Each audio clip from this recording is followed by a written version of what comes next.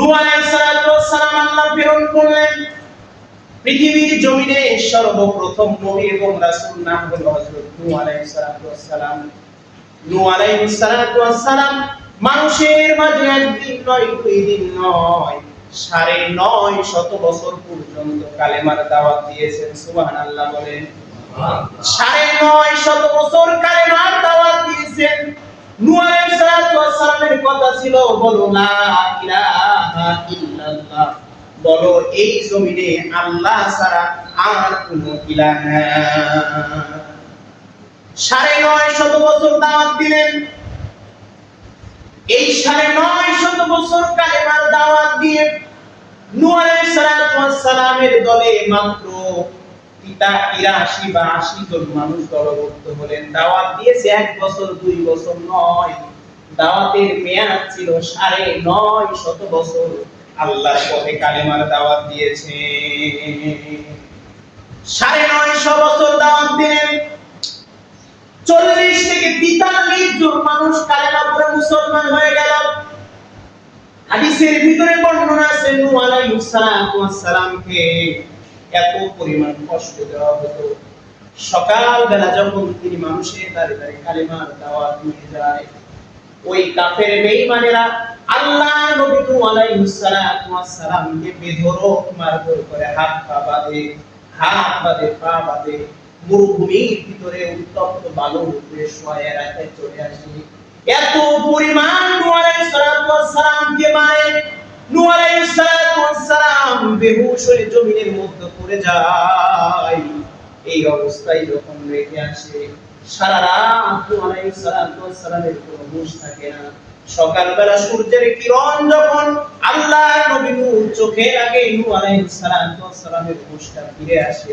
হাতের বাঁধন, পায়ের বাঁধন খুলে আল্লাহর নবী আবার ওই মানুষের কাছে যায়, কালেমার দাওয়াত দেয়। বলেন সুবহানাল্লাহ। এত পরিমাণ নির্যাতন করেছেন। ৯৫০ বছর পরে আল্লাহ তাআলা ওহী নাযিল করে দিলেন। ডাক দিয়ে বলেন, বন্ধু নূহ রে, আর কষ্ট করা লাগবে না। তোমার কওমের ভিতর থেকে যারা তোমার দলভুক্ত, আমার দলভুক্ত হয়েছে, এই ৮০ থেকে ৮৩ জন ব্যতীত আর কেউ কালেমা পড়বে না।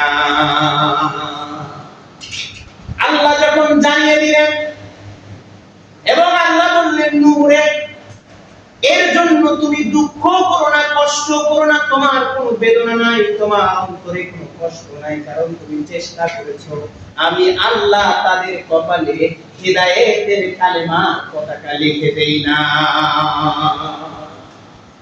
হিদায়াতের নিয়ম নিয়ে আসে না। হিদায়াত নসিব করতে হলে সেই পথে চলতে হয়। কথা কোন ঠিক কিনা? আল্লাহ তাআলা বলে দিলেন, বন্ধু রে, এ বন্ধু নূহ রে, তুমি কোনো টেনশন করো না, তুমি এর জন্য ব্যথিত হবে না, তারা আর কেউ কালেমা পড়বে না। নূহ আলাইহিস সালাম এবার আল্লাহকে বললেন, আল্লাহ, যদি তারা কালেমা না পড়ে, মুসলমানের সংখ্যা মাত্র ৮০ থেকে ৮৩ জন, পক্ষান্তরে সারা দুনিয়া জুড়ে কাফের মুশরিকদের বিস্তার, আর এদের সংখ্যা আস্তে আস্তে বেড়ে যাবে, যার কারণে মুসলমানের সংখ্যা কমে যাবে। এক পর্যায়ে পৃথিবী জুড়ে শুধু নাফরমানি আর গুমরাহিতে পড়ে যাবে। এই চিন্তা ফিকির করে নূহ আলাইহিস সালাম আল্লাহর কাছে একটা ফরিয়াদ করলেন। আল্লাহ পাক রব্বুল আলামিন নূহ নবীর সেই কথাটা আমাদের নবীর উপরে নাযিলকৃত কোরআনুল কারীমের মধ্যে আল্লাহ তুলে দিয়েছেন। বলেন সুবহানাল্লাহ। নূহ আলাইহিস সালাম বললেন, ওয়া ক্বালা নূহ রব্বি লা তাযার আলাল আরদি মিনাল কাফিরিনা দাইয়ারা। আল্লাহু আকবার। নূহ আলাইহিস সালাম আল্লাহকে বললেন, আল্লাহ, এটাই যদি আপনার কথা হয়, তবে আমি নবী, আমি চিন্তা করে ফিকির করে আমার অন্তর থেকে আপনার কাছে একটা ফরিয়াদ করলাম। এখন এটা আপনি রাখবেন কিনা সেটা আপনার ব্যাপারে, কিন্তু আমার পক্ষ থেকে কথা হলো, যেহেতু এরা ঈমান আনবে না, কালেমা পড়ে মুসলমান হবে না, এদের সংখ্যা দিন দিন বেড়ে যাবে, মুসলমানদের সংখ্যা কমে যাবে, কাফের মুশরিকদের সংখ্যা বেড়ে যাবে, দুনিয়াতে নাফরমানি বেশি হবে। এবার ডাকতে বলে আল্লাহ তাহলে এই কাফের মুশরিকের একটা ঘরকে তুমি ছাড় দিও না। আল্লাহ তাআলা নূহ নবীর দোয়াটা কবুল করলেন, বলেন বন্ধু কবুল হয়ে গেছে। একটা কাফের মুশরিককে আমি আল্লাহ ছাড়ব না, এদেরকে ধ্বংস করে দিব। কিন্তু আসমান থেকে আমার গজব যখন নাযিল হবে তখন ঈমানদার বান্দাদেরকে সেভ করা আমি আল্লাহ আমার জন্য ওয়াজিব হয়ে যাবে। বলেন সুবহানাল্লাহ। এক ব্যক্তিকেও ছাড়ব না, কোনো ঘরকে ছাড়ব না। আল্লাহ তাআলা বললেন বন্ধু আমি তাদেরকে ধ্বংস করব, ভাই একটা প্লাবন দিব। এই প্লাবন থেকে যদি তুমি এবং তোমার কওমকে আমি হেফাজত করব, তবে কেমনে হেফাজত করব তার জন্য তুমি একটা নৌকা তৈরি করো। সুবহানাল্লাহ। কি বললেন? কি তৈরি করতে? তখনও পর্যন্ত পৃথিবীতে নৌকা কি জিনিস এটা মানুষ বুঝে না। এই নৌকা কেমনে তৈরি করতে হবে সম্পর্কেও মানুষের ধারণা নাই। নূহ আলাইহিস সালাম আল্লাহকে বললেন রব্বি কারীম, নৌকা কেমনে তৈরি করব? আমার আল্লাহ বললেন বন্ধুরে কোনো টেনশন করো না, আমি জিবরাইলের মাধ্যমে সমস্ত প্রসেসগুলো আমি তোমাকে শেখায়া দিব। জিবরাইল শেখায়া দিলে এবার নূহ বললেন আল্লাহ ভালো কথা, নৌকা তৈরি করব কি দিয়ে? কাঠ দিয়া। বলে কি কাঠ দিয়ে নৌকা তৈরি করব? আল্লাহ বললেন শাল কাঠ দিয়ে নৌকা তৈরি করতে হবে। নূহ আলাইহিস সালাম সারা পৃথিবী জুড়ে খুঁজলেন, একটা শাল কাঠের গাছও পাইলেন না। আল্লাহকে বললেন আল্লাহ শাল কাঠ তো নাই। আল্লাহ বললেন বন্ধু শাল কাঠ নাই, এটার ব্যবস্থা হবে। জিবরাইল আমিনের মাধ্যমে আল্লাহ তাআলা একটা শাল কাঠের বীজ নূহ আলাইহিস সালামকে দিয়ে বললেন বন্ধু এটা রোপণ করো। এটা রোপণ করা হলো, কেউ বলছে 20 বছর, কেউ বলছে 100 বছর, তবে 20 বছরের মতটাই বেশি প্রসিদ্ধ বলা হয়েছে। 20 বছরের মতো শাল কাঠটা আল্লাহ তাআলা নৌকা বানানোর মতো উপযুক্ত গাছ করে দিলেন। বলেন সুবহানাল্লাহ। 20 বছর চলে গেল, গাছ যখন তৈরি হয়ে গেল আল্লাহ বললেন বন্ধু আর দেরি করো না, নৌকা বানাও। এই শাল কাঠটা কাটা হলো। মুফাসসিরিন ইকরামগণ বলেন এই শাল কাঠ থেকে 1,24,000 তক্তা বের হলো। এই তক্তা দিয়া হযরতে নূহ আলাইহিস সালাম যখন নৌকা তৈরি করলো, এই নৌকাটা তৈরির প্রসেসে ছিল 3 তলা বিশিষ্ট একটা নৌকা, বিশাল বড় 3 তলা বিশিষ্ট নৌকা। নূহ আলাইহিস সালাম যখন নৌকা তৈরি করে, এই নৌকা দেখে কাফির মুশরিকরা এত পরিমাণ ঠাট্টা আর বিদ্রুপ করে, তারা ডাক দেয়া বলে নূহ জানতাম এখন পাগল, আগে জানতাম নূহ পাগল হয়ে গেছে, এখন দেখতেছি নূহ এবং নূহর আল্লাহ উভয়েই পাগল হয়েছে। বলেন নাউযুবিল্লাহ। কারণ তাদের ধারণা হচ্ছে মরুভূমিতেও মানুষ পানি খাইতে পারে, প্লাবন আসবে কই থেকে? যেই মরুভূমিতে মানুষ খাবারের পানির জন্য মানুষের দাঁড়ে দাঁড়ে ঘুরে, সেই মরুভূমি নাকি প্লাবনে ডুবে যাবে। পাহাড়, আসমান, জমিনের নিচে যা কিছু আছে সব তলিয়ে যাবে। এটা বিশ্বাস হয় না, ঠাট্টা করে যে এতদিন বুঝতাম নূহ একাই পাগল, আজকে বুঝতেছি নূহ পাগল, তার আল্লাহও পাগল। নাউযুবিল্লাহ। নূহ আলাইহিস সালাম সমস্ত অপমান সহ্য করলেন। আল্লাহর নবী নূহ সমস্ত অপমান সহ্য করে কাজ করতে শুরু করলেন। নৌকা তৈরি হয়ে গেল। অনেক লম্বা ঘটনা, সেই দিকে যাব না, ওইটা বোঝানো আমার মাকসাদ না। নূহ আলাইহিস সালাম নৌকা তৈরি করলেন, 3 তলা বিশিষ্ট নৌকা হয়ে গেল। এবার নৌকা তৈরি করে তিনি মহাপ্লাবনের অপেক্ষা করতে লাগলেন। কাফির মুশরিকরা, দুনিয়ার সমস্ত কাফির মুশরিকরা একবার মিটিং করলেন যে নূহ তো নৌকা বানাইছে, পানি তালাশ করতেছে, পানি তো কখনো মরুভূমিতে আসবে না, তাহলে আমরা একটা কাজ করি। কে বলে কি? বলে এত কথা বললাম, এত খোঁটা দিলাম, এত কুচা মারলাম, এরপরে নূহ তো কোনো প্রতিবাদ করে নাই, তাহলে নূহ নবীর নৌকা কি করা যায়? বলে একজন বুদ্ধি দিল, নূহ নবীর নৌকার ভিতর পায়খানা দিয়া ভরপুর করে দাও। বলেন নাউযুবিল্লাহ। দুনিয়ার সব কাফের মুশরিক দলে দলে এসে নূহ নবীর নৌকাতে পায়খানা শুরু করে দিল। প্রথম তালা শেষ, দ্বিতীয় তালা, 3 নম্বর তালা পায়খানা দিয়ে একেবারে ভরে গেল। এবার নূহ নবী আল্লাহকে বললেন, আল্লাহ তুমি বললা নৌকা বানাতে, আবার কি দরকার ছিল পায়খানা করার? আল্লাহ বললেন, বন্ধু কোনো টেনশন করো না, আমি আল্লাহ তাআলা আমার এমন ষড়যন্ত্র, আমি আল্লাহ আমার এমন কৌশল, দুনিয়ার মানুষ যা ষড়যন্ত্র করবে, যা কৌশল করবে, তার চাইতে আমি আল্লাহ আমার কৌশল হলো সব চাইতে উত্তম। বলেন সুবহানাল্লাহ। আল্লাহ বললেন, ওমা কারু ওমা কারাল্লাহ ওয়াল্লাহু খায়রুল মাকিরিন। আমার আল্লাহ ডাকতে বলে, দুনিয়ার মানুষ তোমরা শোনো রে, দুনিয়াতে আমার বিরুদ্ধে তোমরা যে কৌশল করো না কেন, এর চাইতে আমি আল্লাহ আমার কৌশল সব চাইতে উত্তম। বলেন সুবহানাল্লাহ। নূহ আলাইহিস সালামকে আল্লাহ বললেন না, আল্লাহ বললেন যে নূহ কোনো টেনশন করো না, যারাই পায়খানা করে তোমার নৌকা ভরপুর করতেছে, এদের পায়খানা এরাই কাঁধে করে বাড়িতে নিয়ে। বলেন তো আল্লাহর কথা অবিশ্বাসের কোনো কারণ আছে?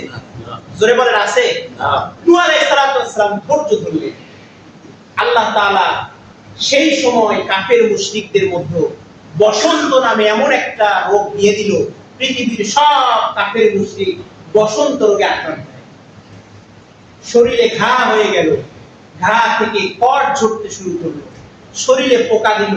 পৃথিবীতে যত ডাক্তার আছে, যত ওষুধ আছে, সব ফেল, বসন্ত রোগ ভালো হয় না। বলেন তো সমস্ত ডাক্তারের ডাক্তার কে? জোরে বলেন না কে? আল্লাহ। আল্লাহ যদি ইচ্ছা করে যে বান্দার এই রোগ ভালো হবে না, পৃথিবীর কোনো ডাক্তার ট্রিটমেন্ট করে ভালো করতে পারে। আর আল্লাহ যদি মনে করে যে বান্দার এই মহারোগ আমি আল্লাহ তাআলা শেফা দান করব, দেখবেন অবহেলিত প্যারাসিটামল একটা নাপা খেয়ে আল্লাহ রোগ ভালো করে। কথা বলেন ঠিক কি না? আল্লাহ তাআলা এই কাফের মুশরিকদের বসন্ত রোগ ভালো করলেন। বসন্ত রোগে ছেয়ে গেল, কাফের মুশরিকদের শরীরে পোকা হওয়া শুরু করে দিল, শরীর থেকে গন্ধ দুর্গন্ধ বের হয়, চিকিৎসা করে, ডাক্তারের কাছে যায়, ঔষধ খায়, কিন্তু বসন্ত রোগ ভালো হয় না। সেই সম্প্রদায়ের ভিতরে একটা বৃদ্ধা মহিলা ছিল। দেখবে এখনো কিছু মানুষ আছে যাদের বয়স একেবারে শেষ প্রান্তরে পৌঁছে গেছে, মাথার চুল পাকছে, দাড়ি পাকছে, কিন্তু মাথার ভিতরে এখনো ইসলাম আসে নাই। কথা কোন ঠিক কিনা? এরা হচ্ছে বুড়া শয়তান। এরা হচ্ছে বুড়া শয়তান। যৌবন শেষ করছে, কিশোর বয়স শেষ করছে, বৈবাহিক জীবন শেষ করছে, কবরের দ্বার প্রান্তে পৌঁছে গেছে, এরপরেও এদের হুঁশ হয় নাই। এমন মানুষ পৃথিবীর শুরু থেকে এখন অবধি পর্যন্ত, শেষ অবধি পর্যন্ত, প্রত্যেকটা যুগে, প্রত্যেকটা সমাজে এটা দুই একজন থাকবেই। এটা হচ্ছে পৃথিবীর সিস্টেম। কথা বল ঠিক আছে? এমন মানুষ আছে।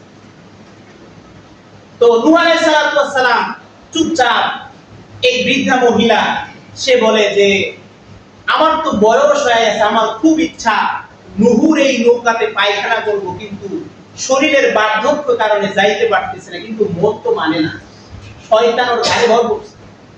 আল্লাহ ওকে দিয়ে একটা কারিশমা দেখাবে। আল্লাহ বলছেন ওই যে ইন্না বাতশা রাব্বিকা লাশাদীদ।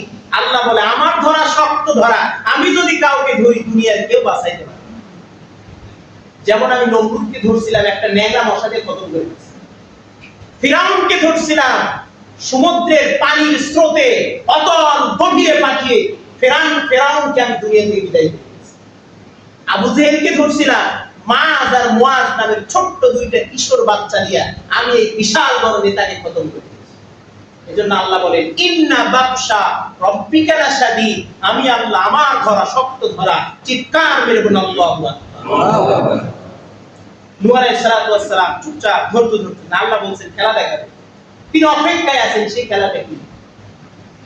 এই বৃদ্ধা মহিলা এক পর্যায়ে বলছে আমার খুব জীবনের শেষ ইচ্ছা নূহুর নৌকাতে গিয়ে পায়খানা করতে। সে চলে গেছে, যা দেখে যে নৌকা সব জায়গায় পায়খানা দেব, কোথায় পায়খানা করতে জায়গা না। অনেক কষ্ট করে নৌকার উপরে উঠছে, ওঠার পরে এরকম ভাবে পায়খানা করতে নিছে, পা পিছলে পায়খানার মধ্যে ঢুকেছে।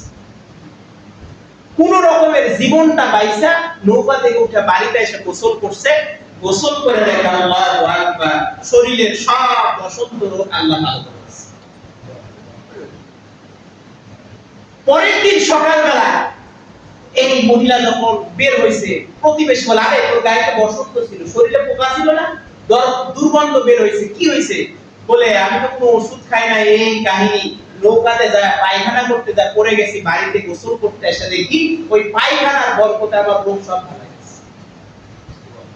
যেই এই কথাটা শুনছে, আমাদের গ্রাম্য ভাষায় বলে যে হাগা হাল ছাড়ছে পতি চলছে, একটা কথা আছে না গ্রাম্য ভাষায় বলে, যে এই কথাটা শুনছে দলে দলে মানুষ নূহ নবীর নৌকার পায়খানা নেওয়ার জন্য কেউ বালতি নিছে, কেউ গামলা নিছে, কেউ পাতিল নিছে, যে যা পারে আচ্ছা হালে নিছে, শরীরে মাখছে, হাতে মাখছে, পায়ে মাখছে, গায়ে মাখছে, মাথায় দিছে, গোসল করছে, যে যা করছে, সঙ্গে সঙ্গে বসন্ত রোগ আমার আল্লাহ ভালো করেছে।